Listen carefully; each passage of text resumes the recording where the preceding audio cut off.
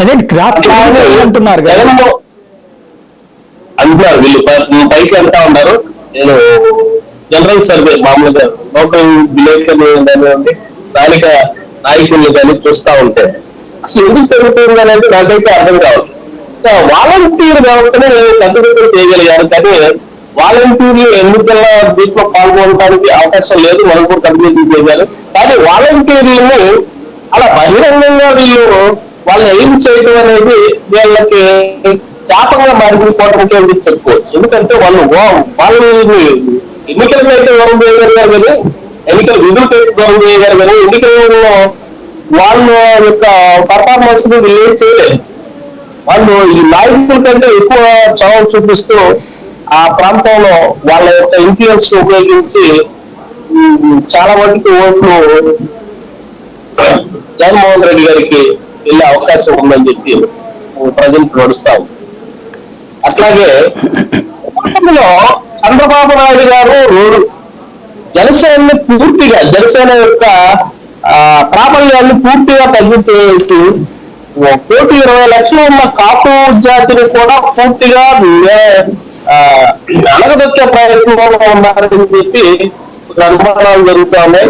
కాపు నాయకులు కానివ్వండి, కొంతమంది జన సైనికులు కానివ్వండి తీవ్ర అసంతృప్తితో ఉండటం కూడా ఈ కూటమికి విజయ అవకాశాలు తగ్గడానికి ప్రధాన కారణం చెప్తుంది.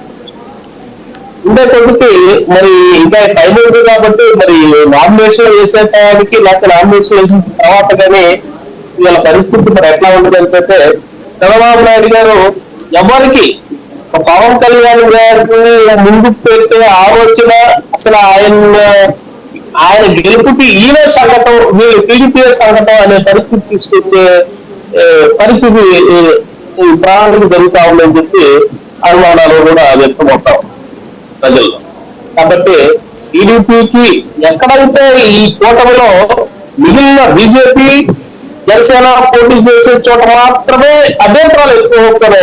టీడీపీ పోటీ చేసే చోట ఈ జనసైనికులు కానివ్వండి, వీళ్ళు కానివ్వండి అంత పెద్ద ఎత్తున వీళ్ళు అంటే అసలు మీరు వాళ్ళకి సహకరించాల్సిన పరిస్థితి వస్తుంది, కానీ వాళ్ళు వీళ్ళకి సహకరించే పరిస్థితి లేదు.